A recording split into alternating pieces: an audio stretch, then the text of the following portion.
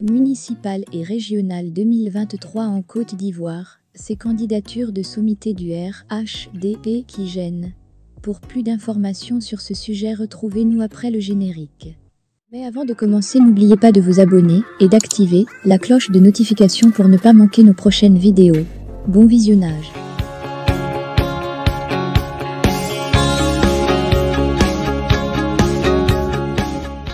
Depuis sa rupture avec le Parti démocratique de Côte d'Ivoire, d'Henri Konan Bédié, avec Guillaume Soro, Francis Wodié et autres Nyamia Konan, le Rassemblement des Oufouettistes pour la démocratie et la paix, RHDP, ne cesse de se présenter comme la première force politique ivoirienne. Et pourtant, comme s'il était en manque de ressources humaines pour étaler ses adversaires lors des prochaines élections, le parti d'Alassane Ouattara n'a eu comme ingénieuse idée que de lancer dans la course des personnalités déjà extrêmement occupées ou dont les fonctions actuelles paraissent incompatibles avec les postes électifs auxquels elles sont appelées à compétir. Au nombre de ces personnalités, des présidents d'institutions tels que les présidents du Sénat, de l'Assemblée nationale, du Conseil économique, social, environnemental et culturel. Dans la région du Bélier, après avoir renoncé au poste suite à son élection à la tête du Sénat, Jeannot Kouadio Aoussou revient cette année comme candidat aux prochaines régionales. Comme lui, Adama Bictogo, député d'Agboville, a été parachuté à Yopougon, avec pour consigne d'éviter au RHDP un nouveau revers, après que le parti présidentiel a perdu en 2021 les législatives dans cette circonscription. Dans le sud Comoé, Eugène Akaawele a décidé de reconquérir le poste de président du conseil régional, qu'il a dans son escarcelle depuis 10 ans.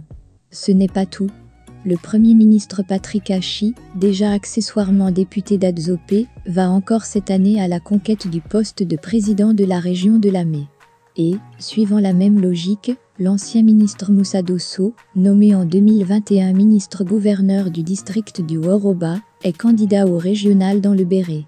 Il en est de même pour le gouverneur du district d'Abidjan, Robert Begrément Beki, après avoir ravi en 2021 à son ancien filleul, le poste de député de Songon, espère le délester en septembre prochain de son tabouret de maire de la même circonscription.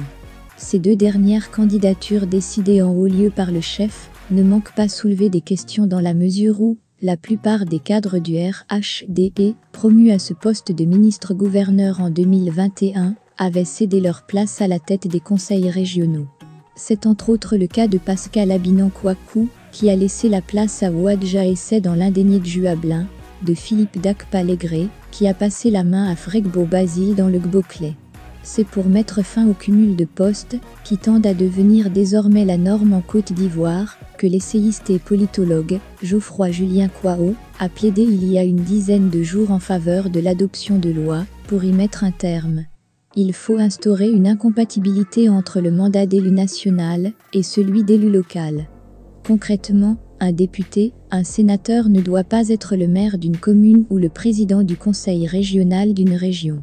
Le cumul des mandats de député et de maire ou de président de conseil régional remet en cause le principe de la séparation des pouvoirs. Le député représente le pouvoir législatif, le maire et le président du conseil régional sont, quant à eux, l'exécutif au niveau local. Le député peut être membre du conseil municipal ou du conseil régional, qui sont des organes délibérants, mais il ne peut pas être maire ou président du conseil régional, encore moins membre de la municipalité ou du bureau du conseil régional, qui sont respectivement des organes exécutifs individuels et collégiaux, avait-il suggéré. Par ailleurs, le non-cumul des mandats est une réponse au culte de la personnalité. Dans une localité, une région, tous les pouvoirs ne doivent pas être concentrés entre les mains d'une seule personne. Je propose, également, que les membres du gouvernement ne puissent pas se présenter à un mandat électif national ou local.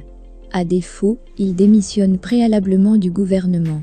C'est moins une question démocratique que d'efficacité et de rendement, avait ajouté Geoffroy Julien Kwao.